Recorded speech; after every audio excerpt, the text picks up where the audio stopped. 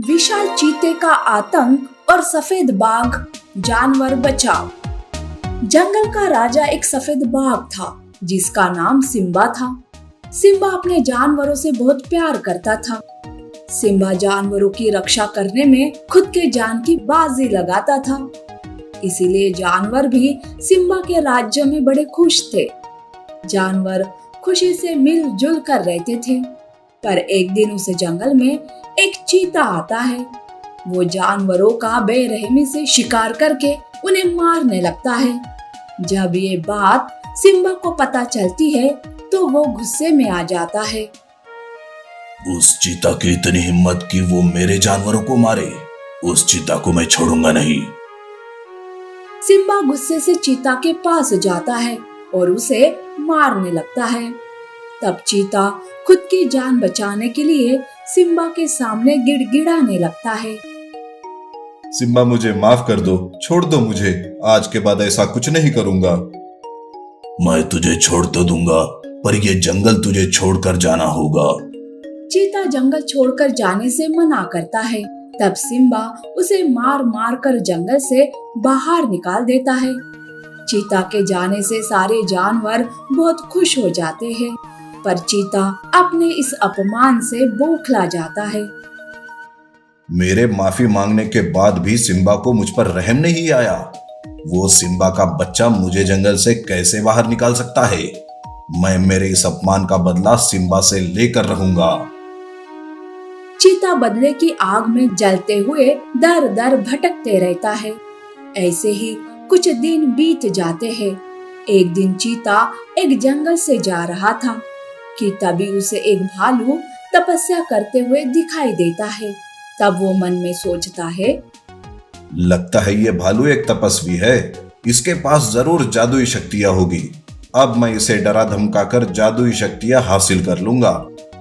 ऐसा सोचकर चीता भालू पर हमला करके उसे नीचे गिरा देता है।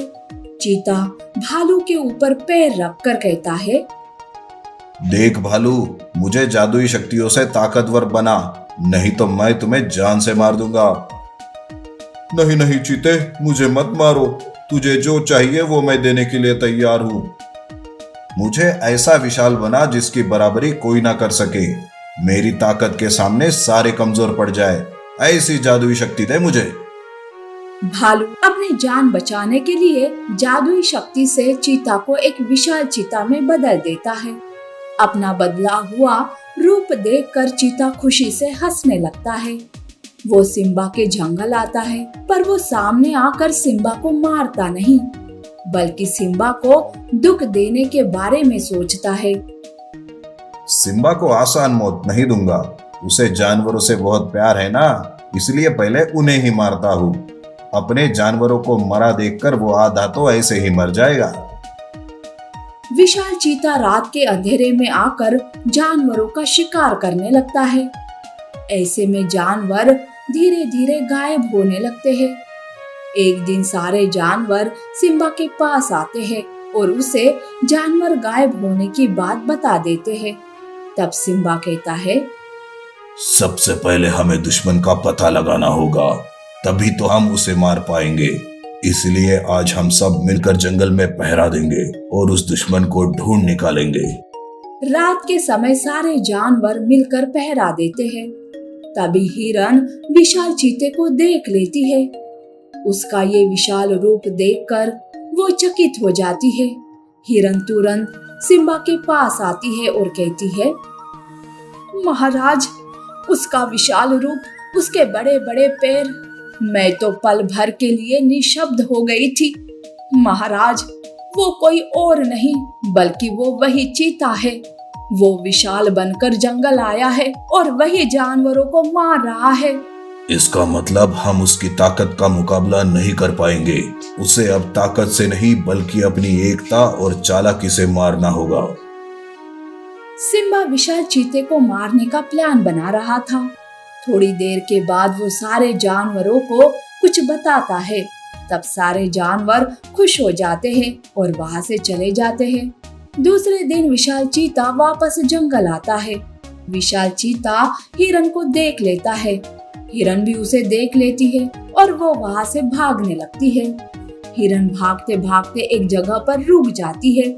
तब विशाल चीता हिरन पर हमला करने जाता है कि तभी पेड़ से बंदर हिरन को उठाकर पेड़ पर ले जाता है।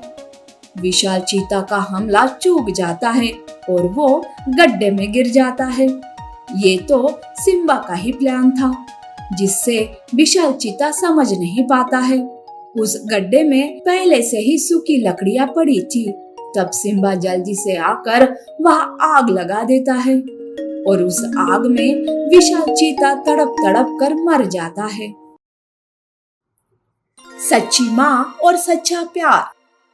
शेरनी अपने बेटे सिम्बा के साथ गुफा में आराम कर रही थी कि तभी वहाँ बंदर आता है और कहता है, शेरनी शेरनी, दुश्मनों ने घात किया, शेर महाराज नहीं रहे, दुश्मनों ने सारे जानवरों को अपनी तरफ कर लिया, अब क्या होगा शेरनी?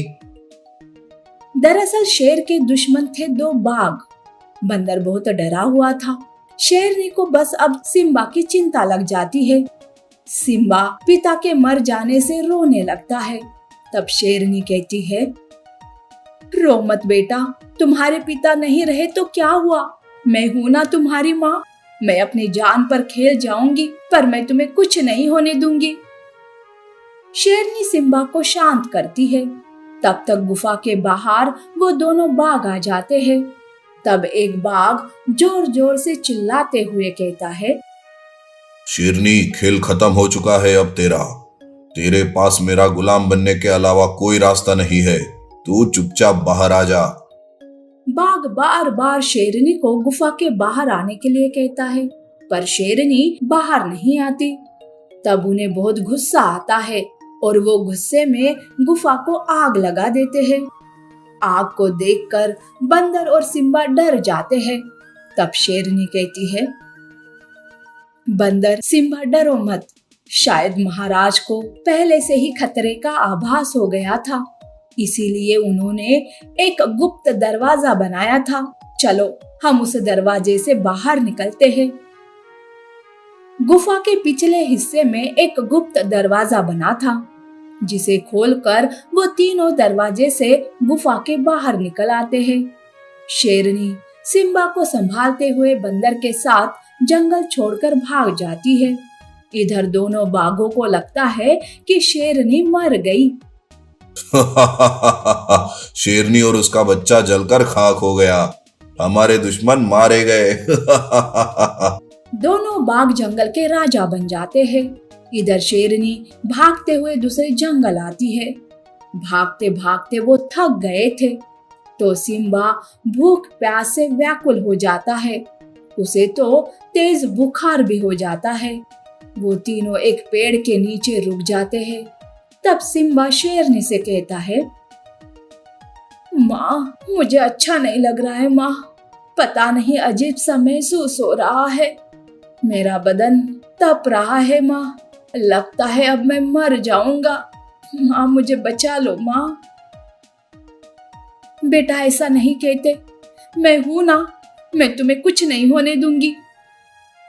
शेरनी, लगता है सिम्बा को कमजोरी आ गई है, कमजोरी के कारण इसे तो बुखार भी आया है, इसे दवा की सख्त जरूरत है।